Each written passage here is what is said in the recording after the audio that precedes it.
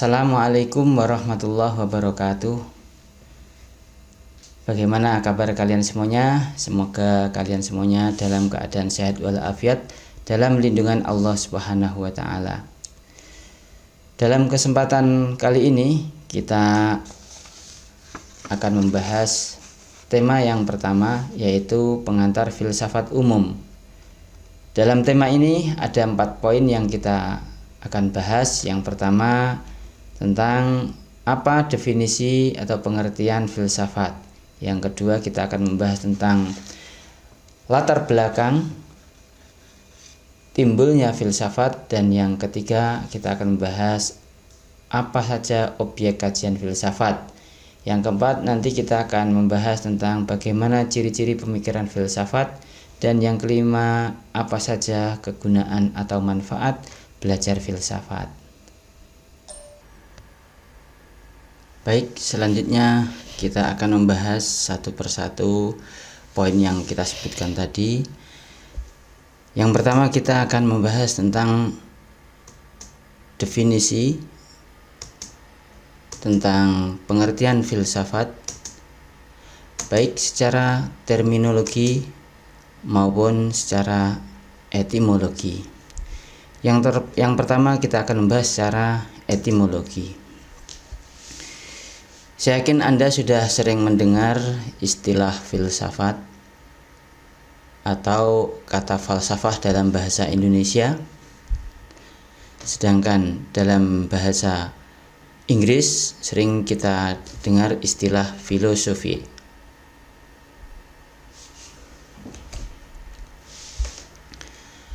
Sedangkan dalam bahasa Arab kita kenal dengan al-falsafah atau al-hikmah. Adapun apapun bahasa yang muncul sebenarnya berasal dari kata filosofia, dari bahasa Yunani, yang merupakan gabungan dari 2 unsur kata, yaitu philos dan sophia. Ada yang mengatakan philion dan sophos. Philos artinya kekasih, teman atau sahabat. Sedangkan philion artinya cinta atau mencintai. Sedangkan sophos artinya bijaksana. Sedangkan sophia artinya kebijaksanaan, kearifan atau pengetahuan. Jadi gabungan dari 2 kata tersebut berarti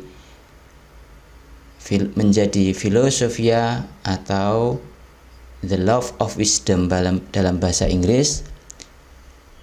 Sedangkan dalam bahasa Indonesia adalah mencintai kebijaksanaan, menjadi sahabat pengetahuan, atau juga bisa dikenal dengan mencari kebenaran. Maka cinta yang dimaksud di sini adalah cinta arti yang sedalam-dalamnya. Selanjutnya kita perlu tahu siapakah orang yang pertama kali menyebut kata filosofia. Pythagoras, saya yakin Anda semuanya sudah mengenal. Beliau sering kita sebut dalam rumus matematika. Maka kata filosofia pertama kali diungkap oleh beliau, sehingga dia dikenal sebagai orang yang pertama kali menyebut atau menggunakan istilah filosofia. Lalu selanjutnya secara terminologi kita ambil dari beberapa pendapat para tokoh. Yang pertama dari Plato. Ya. Plato mengatakan bahwa filsafat adalah pengetahuan yang mencoba untuk mencapai pengetahuan tentang kebenaran yang asli. Ada muridnya yang bernama Aristoteles. Dia mengatakan bahwa filsafat adalah ilmu pengetahuan yang meliputi segala kebenaran yang sedalam-dalamnya, yang terkandung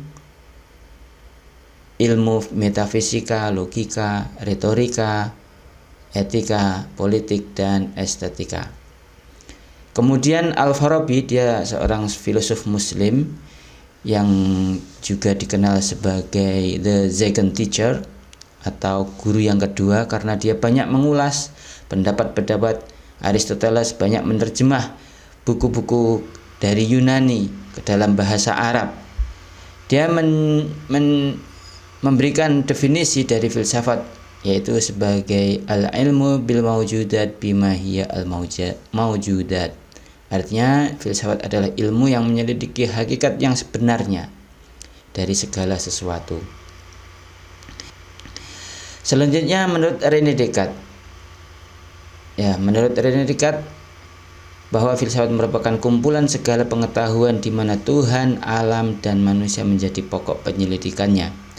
Sedangkan Immanuel Kant menyebutkan bahwa filsafat merupakan pengetahuan yang menjadi pokok pangkal dari segala pengetahuan yang di dalamnya tercakup masalah epistemologi atau filsafat pengetahuan yang menjawab persoalan apa yang dapat kita ketahui.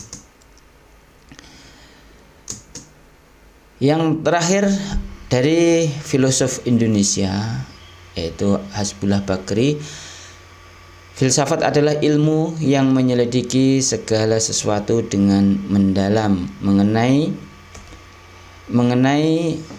ketuhanan alam semesta juga manusia, sehingga dapat menghasilkan pengetahuan tentang bagaimana hakikatnya sejauh yang dapat dicapai akal manusia dan bagaimana sikap manusia seharusnya setelah mencapai pengetahuan itu.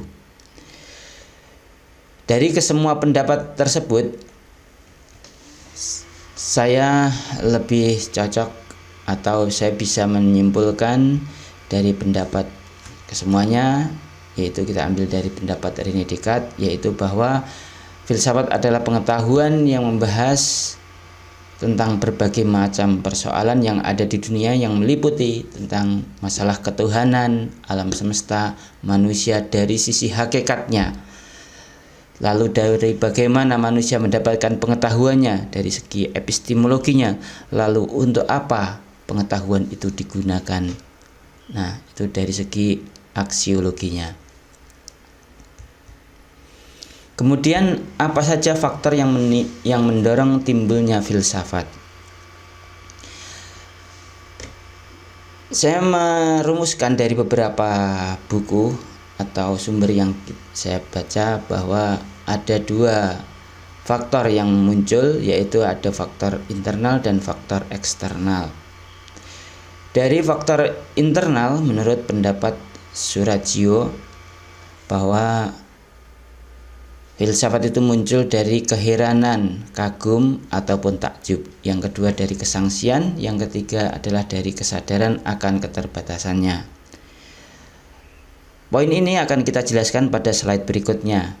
Selanjutnya pendapat dari Jan Hendrik Rapar, dalam bukunya disebutkan bahwa faktor internal yaitu meliputi ketakjuban, ketidakpuasan, dan keraguan.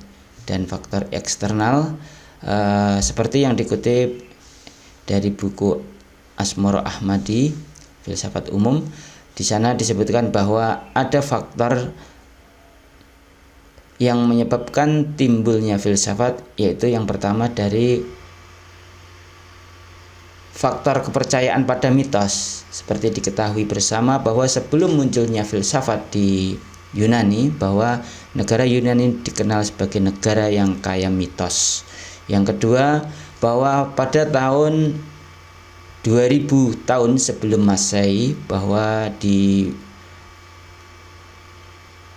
negara Babilonia, di sana sudah berdiri kokoh sebuah bangunan yang sekarang kita kenal sebagai piramida, merupakan bangunan yang sudah menggunakan rumus geometri, rumus matematika, sehingga bagian-bagian dari bangunan tersebut terlihat simetris, berdiri kokoh hingga saat ini. Tentunya menggunakan pengetahuan, menggunakan ilmu ukur, karena di sanalah pengaruh dari Mesir atau Babylon akhirnya menyebar sampai pengetahuan itu sampai ke negeri Yunani. Akhirnya orang Yunani tertarik untuk mempelajari ilmu pengetahuan. Selanjutnya, apa kaji objek kajian filsafat. Yang dibahas dalam filsafat itu apa saja? Yang pertama yaitu ada dua, yaitu ada objek material dan objek formal. Objek material adalah segala sesuatu yang menjadi masalah dan dimasalahkan filsafat, baik yang konkret maupun yang abstrak, yaitu yang meliputi masalah tentang Tuhan, alam semesta, dan manusia. Sedangkan objek formal yaitu cara memandang atau meninjau oleh seorang peneliti terhadap objek material. Kemudian poin selanjutnya adalah kita akan membahas tentang ciri-ciri filsafat. Ciri-ciri filsafat banyak sekali yang diungkap dari buku-buku filsafat. Kita ambil dari pendapat yang ditulis dari buku yang ditulis oleh Bapak Muzairi. Di sana disebutkan bahwa yang pertama adalah radikal atau mendasar, yaitu berpikir sampai substansi dari yang dipikirkannya. Kemudian universal, pemikiran menyangkut pengalaman umum manusia. Dan yang ketiga adalah konseptual, yang merupakan generalisasi dan abstraksi pengalaman manusia. Yang keempat adalah koheren dan konsisten, berarti runtut. Yang kelima adalah sistematik, artinya teratur, saling berhubungan secara teratur dan terkandung adanya maksud dan tujuan. Yang keenam adalah berpikir secara komprehensif, artinya mencakup atau menyeluruh, tidak secara parsial. Yang ketujuh adalah secara bebas, berpikir secara bebas dalam arti bebas dari prasangka sosial, kepentingan politik maupun kepentingan yang lainnya. Kemudian yang kedelapan adalah bebas, yaitu yang kedelapan adalah bertanggung jawab. Seorang yang berfilsafat adalah orang yang berpikir sekaligus bertanggung jawab terhadap hasil pemikirannya. Demikian ciri-ciri filsafat. Selanjutnya kita akan membahas apa saja kegunaan atau manfaat belajar filsafat. Salah satunya dikutip dari buku Filsafat Umum Muzairi. Yang pertama disebutkan bahwa filsafat dapat membantu untuk memperluas pandangan calon mahasiswa, calon sarjana.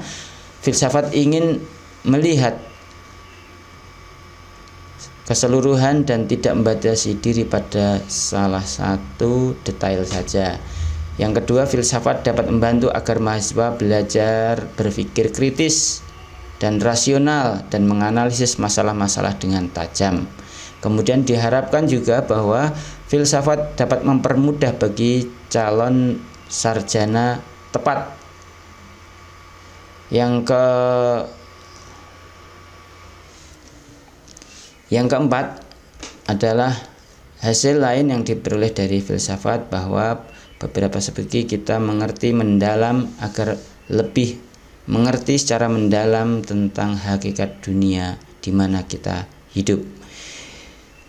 Yang kelima adalah studi etika sebagai salah satu cabang filsafat agar dapat ditanamkan kesadaran etis dalam jiwa si calon sarjana. Dikutip dari sumber lain, dari buku Bapak Surajio, dikatakan bahwa kegunaan filsafat secara khusus dalam lingkungan sosial budaya Indonesia, dikatakan bahwa yang pertama fungsinya dalam menghadapi tantangan modernisasi dengan perubahan pandangan hidup, nilai dan norma. Filsafat membantu untuk mengambil sikap sekaligus terbuka dan kritis. Kata intinya adalah kita belajar terbuka dan kritis. Yang selanjutnya, filsafat merupakan sarana yang baik untuk menggali kembali kekayaan, kebudayaan, tradisi dan filsafat Indonesia serta untuk mengaktualisasikannya. Yang ketiga adalah filsafat sebagai kritik ideologi. Yang keempat, filsafat merupakan dasar paling luas untuk berpartisipasi secara kritis dan dalam kehidupan intelektual. Yang terakhir, filsafat menyediakan dasar dan sarana sekaligus lahan untuk berdialog di antara agama. Demikian pada tema yang pertama ini tentang pengantar filsafat sudah kita jelaskan. Sampai jumpa lagi pada tema berikutnya.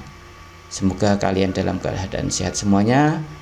Akhirul kalam, wabillahi taufiq wal hidayah. Wassalamualaikum warahmatullahi wabarakatuh.